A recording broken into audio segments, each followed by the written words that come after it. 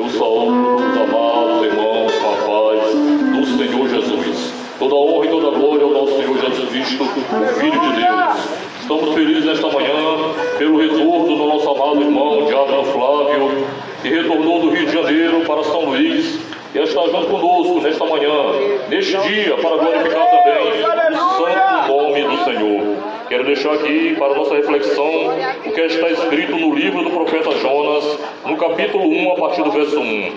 E assim diz a palavra do Senhor: a vocação de Jonas, a sua fuga e o seu castigo.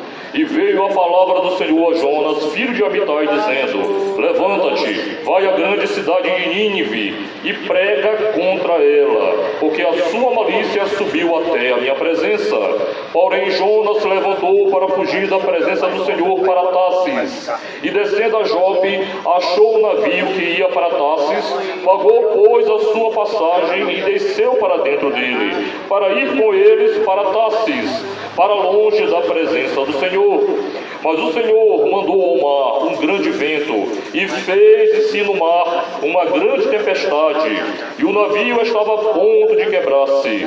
Então temeram os marinheiros e clamavam cada um ao seu Deus, e lançaram ao mar as cargas que estavam no navio para o aliviarem do seu peso. Jonas, porém, desceu ao porão do navio e, tendo-se deitado, dormia num profundo sono. E o comandante do navio chegou-se a ele e disse-lhe: que tens contigo, dorminhoco?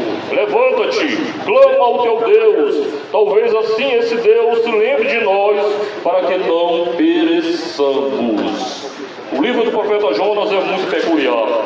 Dentre todas as narrativas bíblicas, aqui nos fala acerca de um homem, o profeta da região da Galileia, que o Senhor Deus o convocou, ordenou e lhe mandou que fosse à cidade de Nínive, que era a capital da Síria, para pregar o seu juízo contra aquela cidade, pois todos os seus pecados, as suas transgressões, as suas malícias e tudo quanto eles faziam, que desobedeciam e desagradavam ao Senhor Deus, assim ele ordenou para o seu profeta que fosse até aquele lugar e pregasse contra aquela grande cidade. Mas a Bíblia nos fala que, ao invés de Jonas seguir para Tarsis, seguir para Nínive, ele pegou um navio que ia para Tarsis. Ao invés de Jonas seguir para um lado, ele pegou um navio que ia para o outro caminho, um caminho totalmente oposto, um caminho do qual o Senhor Deus não havia ordenado a ele. Mas o Senhor, que conhece as intenções que há no teu coração e no meu coração, que sabe de todas as coisas, ele já sabia que Jonas intentava fugir da presença dele, para desobedecer a sua ordem, para fazer apenas a sua vontade e não obedecer a soberana vontade de Deus.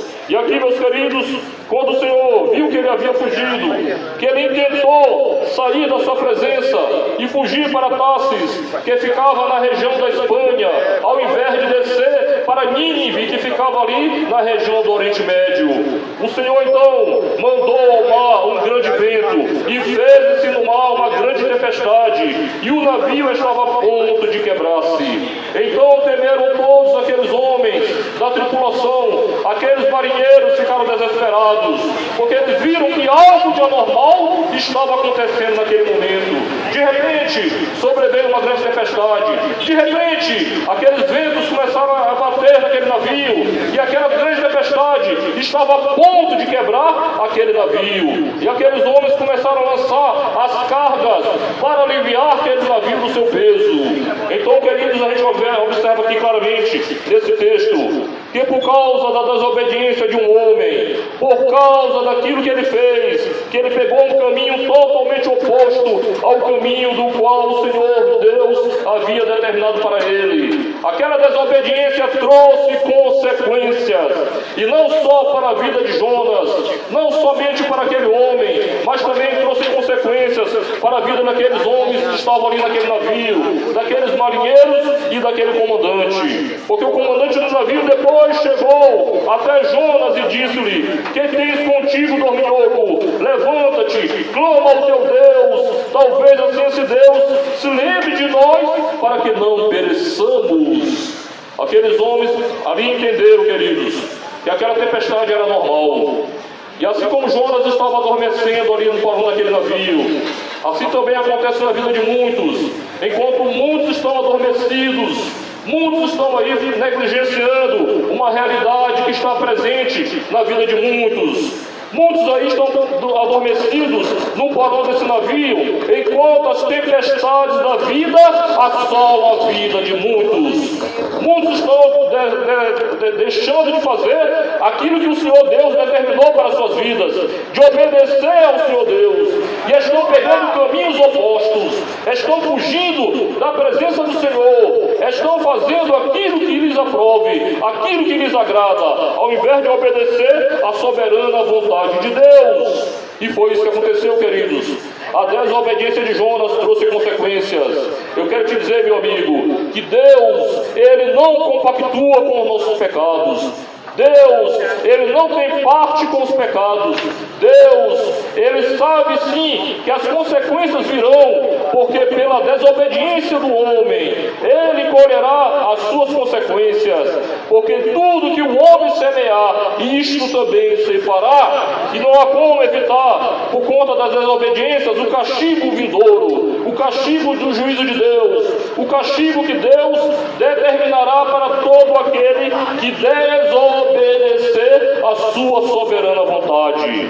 Aqui, queridos, quando Jonas fugiu para aquele lugar, intentando sair da presença do Senhor, intentando fazer aquilo que desagradava ao Senhor, desobedecendo a ordem soberana do Deus Altíssimo, naquele momento, queridos, o Senhor enviou aquele grande vento.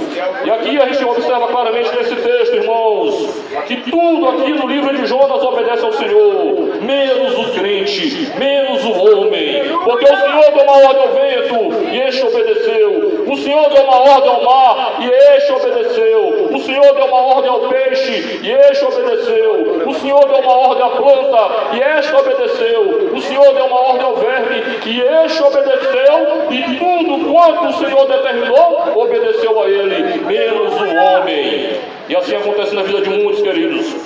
Muitos que têm desobedecido, muitos que têm pego caminhos opostos, que têm pego direção contrária e que têm feito de verdade aquilo que eles acham que para si é melhor. O Senhor está dizendo aqui, meus queridos, que toda desobediência trará consequências, que todo pecado trará consequências, que tudo quanto o homem fizer contrário, pegando caminhos opostos, fugindo da presença do Senhor, desobedecendo ao Senhor, trará consequências.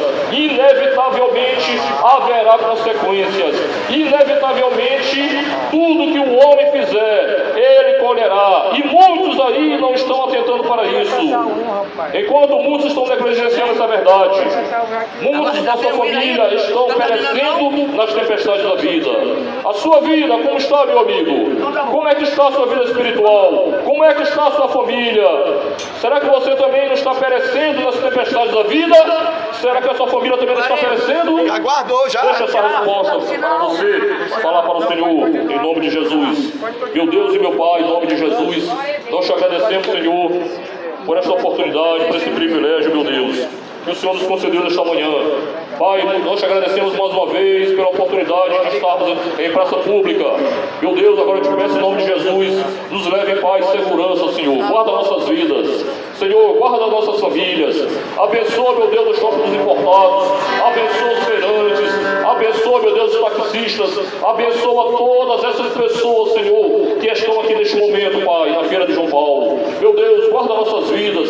Senhor, se no próximo domingo o Senhor permitir, que nós retornaremos para cá, Pai, para pregar o Teu Evangelho, para anunciar a Tua verdade, para anunciar o Teu amor, mas sobretudo o Teu juízo. Em nome de Jesus, Senhor, continua conosco, Pai.